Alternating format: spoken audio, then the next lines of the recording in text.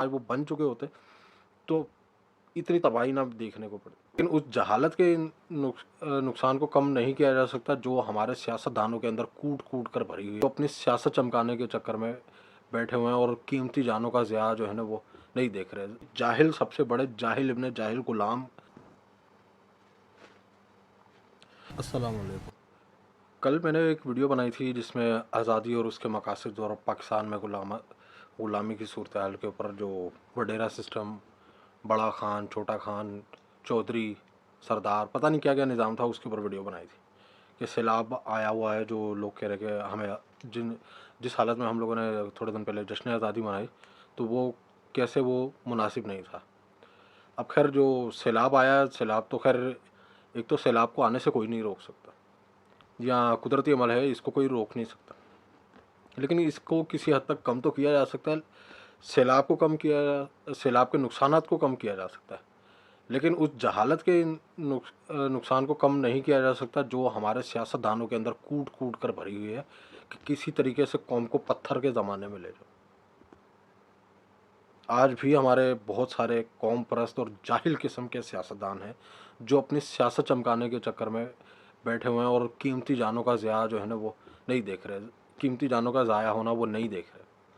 उनकी नज़र में बस ये है कि किसी चीज़ को पकड़ के उसकी मुखालफत करते रहो, चाहे वो डैम हो गया, तरक्की के प्रोजेक्ट हो गए, या मुल्क में तालीमी निज़ाम के अंदर अगर कोई तब्दीली की जाए या उसको बेहतर करने की कोशिश किया तो ये जाहिल सबसे बड़े जाहिल इब्ने जाहिल गुलाम और भिखारी दिमाग वाले जो हमारे जो लीडरशिप है, ख़ास तौर पे कौम परस्त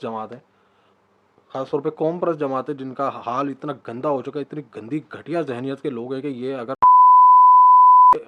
खैर पाकिस्तान के अलावा जिन मुल्कों ने जो डैम वगैरह बनाया है, चाइना में दुनिया का सबसे बड़ा डैम बनाया गया। इतना बड़ा है कि उसकी वजह से दुनिया की जो स्पीड है घूमने की, जो महवर पे जो उसकी जो रोटेशन होती है वो कम हो गई है, 0 पॉइंट कुछ जो है सेकंड्स। लेकिन क्या क्या जो चाइना है, हर साल चाइना जो है वो हर साल बहुत सारे सैलाब वहाँ पर भी आते हैं, लेकिन वहाँ ऐसी जाहिल लीडरशिप नहीं है या दूसरे मुल्कों में कि वो इस चीज़ पर भी सियासत करे कि डैम बनाने हैं या नहीं बनाने। डैम अगर ये 2-3 जो जिनकी हमें सख्त ज़रूरत है, अगर आज वो बन चुके होते तो इतनी तबाही ना देखने को पड़ती। हर कुछ सालों बाद वही ड्रामा, वही हादसे, वही सारा कुछ रिपीट हो रहा था और वही सियासतदान हमारे सर के ऊपर बैठे हुए हैं जो हमें आगे निकलने नहीं देते। इनका मकसद ये होता है कि बस हम लड़ते रहें और कुछ नहीं। गरीब मरता रहे, गरीब चाहे किसी भी कौम से, ज़ात से या नस्ल से ताल्लुक़ रखता हो, ज़बान से ताल्लुक़ रखता हो, उससे इनको कोई गर्ज नहीं है, बस वो मरना चाहिए। बड़े फ़ख्र से बेशर्मों की तरह बता रहे हैं कि अच्छा हुआ डैम नहीं बना। डैम नहीं बना तो ये हालत है। जिस ब और दूसरे कुछ ऐसे भी हैं जो कहते हैं कि हमारे अमालों की वजह से है। हमारे अमाल तो ये थे कि हम लोगों ने आप लोगों को वोट दे दिया। हम लोगों को हमारे अमाल ये गंदे थे कि हम लोगों ने आप लोगों को वोट दे दिया और इससे ज़्यादा कोई अमाल नहीं था। कुछ सियासी जमातें अपने स्टिकर लगाने के चक्कर में है कि हम इमदादी कार्रवाइयों में आगे हैं। कोई 3 थैले फेंक रहा है और कह रहा है कि वीडियो बंद कर दो बस। कैमरामैन अगर लंबी वीडियो बना लेता तो शायद 3 की जगह 6 थैले या पैकेट फेंके जा सकते थे। हर जगह हर कोई दिखावा कर रहा है कि हम हैं, लेकिन फ़िक्र असल में किसी को भी नहीं है। मर सारे रहे, गरीब मर रहा है, कोई चाहे वो बलूचिस्तान में, पंजाब में, सिंध में हो या केपीके में, सब जगह गरीब मर रहे हैं।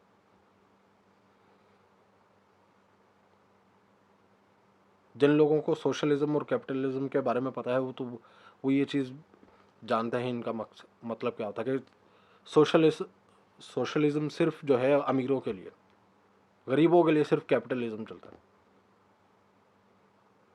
गरीब मर रहा होगा तो उसकी मदद के लिए कोई नहीं आएगा, अमीर मर रहा होगा तो उसको बचाने के लिए 10 आ जाएंगे, 10 हुकूमतें आ जाएंगी, क्योंकि उनको पता है कि आज हम इसको बचाएंगे तो कल ये हमें बचा लेगा। गरीब का क्या, गरीब से बस एक वोट लेना और उसके बाद उसको चलता फिरता कर देना, उसको नाम दे देंगे या 50 रुपये बांट देंगे उसको, या अपनी कौम परस्ती के झंडे के नीचे उसको जाहिलों की तरह लगा देंगे कि हमारी कौम सबसे बेहतर है, हम अफजल नस्ल है। किस चीज़ की अफजल नस्ल है आप? जितनी ज़्यादा जिस कौम में जितनी ज़्यादा कौम परस्त जमाते हैं उनका उतना ज़्यादा बेड़ा गर्क हुआ। क्योंकि वो सबको एक जगह कुएं का मेंढक बना के रखा हुआ कि ये यहाँ रहें और कहीं आगे ना निकल जाए, तरक्की ना कर लें। एक सहाफ़ी ने कहा कि जो पाकिस्तान में फाइनली कोई ऐसा आया है जो वेस्टर्न कल्चर या उसको उनके साथ, अंग्रेज़ों के साथ या दूसरों की के साथ जो है मिलकर चलना चाह रहा है। मतलब उसने पाकिस्तानी लिबास के ऊपर तनकीद की। वो जानता था कि अगर वो किसी ख़ास ग्रुप को बोलेगा, किसी ख़ास ज़बान या किसी ख़ास कम्युनिटी को बोलेगा तो उसके ख़िलाफ़ खड़े हो जाएगा। उसको पाकिस्तानी कौम की कमज़ोरी पता था। उसने ये कहा कि पाकिस्तान, उसको पता पाकिस्तान के नाम पे कोई इकट्ठा नहीं होगा, कौम के नाम पे अपनी कौम परस्ती के नाम पे सारे इकट्ठे हो जाएंगे। पश्तून, सिंधी, पंजाबी, बलोच, सब सब के सब लड़ने लग जाएगा कि हमारी कौम को कोई बुरा बोला, पाकिस्तान को बोलना तो बोल दो, उससे हमें कोई गर्ज नहीं। सही वाला जो बेवकूफ़ बनाते हैं ना, वो ये लिफाफी बनाते हैं, जिनका किसी तरीके से बस ना चले तो कहे कि हम लोग जाके दूसरे मुल्कों के आगे नीचे लेट जाए। कह रहे कि सलवार कमीज ना पहनो, कह रहे कि सलवार कमीज ना पहनो, वेस्टर्न स्टाइल कपड़े पहनो।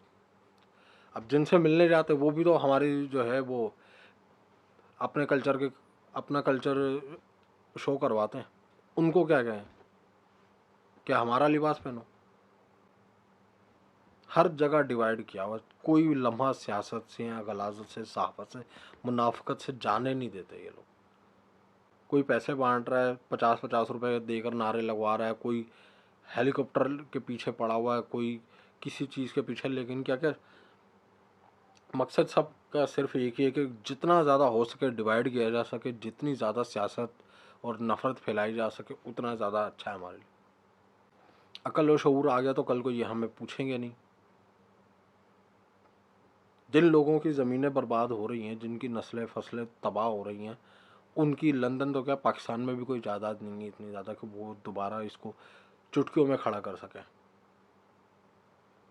कालाबाग डैम बनने पे जो कर रहे हैं, जो जाहिलों के सरदार, उनसे अगर कोई बंदा यही पूछ ले, कोई शख्स अगर सवाल कर ले कि कालाबाग डैम कहाँ है, तो उनको यही नहीं पता होगा कि उसकी साइट कौन सी है।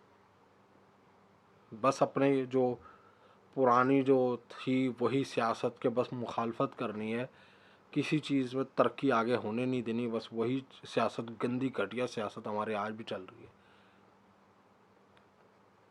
और इनका कोई मकसद नहीं है, कोई तरक्की की तरफ या कोई वेलफेयर की तरफ इनका कोई मकसद नहीं है कि कोई किसी तरफ तो कोई तालीम या वेलफेयर या तरक्की की तरफ कोई एक कदम बढ़ा ले। बस अपने जो कुएं के जाहिल, जो कौम परस्ती के जो मेंढक है, उनको एक जगह इकट्ठा करके रखना है कि हम अपनी नस्ल को, कौम को बचा लें। कम से कम ये तो देख लो कि सैलाब में मरने वाला कौन है, उसकी कौम बाद में देख लेना, उसकी हालत देख लो कि वो गरीब है और इंसान है, कि वो हम आज हम मर रहे, कल तुम भी मरोगे। बहुत सारे लोग वहाँ का ट्रेंड चला रहे कि यहाँ सैलाब आ गया, कुछ लोग वहाँ का ट्रेंड चला रहे वहाँ सैलाब आ गया। सैलाब सब जगह से गुजरेगा। जब अजाब आता है तो अजाब ऐसे नहीं होता कि वो किसी अमीर का बंगला छोड़ देगा, वो सबको बहा के लेके जाएगा, वो सबको बहा के लेके जाएगा, किसी को भी नहीं छोड़ता। और ये कह रहे हैं कि हमारे इमालों की वजह से आए हैं। हमारे इमाल यही कि हम लोगों ने इनको वोट दिया था, और कुछ भी नहीं है, और कोई हमारे गंदे इमाल नहीं है सिवाय इनको वोट देने के, इनको अपने सर पे बिठाने के। अब तक के लिए इतना ही, मिलते हैं इंशाल्लाह आपसे अगली दूसरी वीडियो में कल। तब तक के लिए अपना और अपने आसपास मौजूद लोगों का ख्याल रखिए।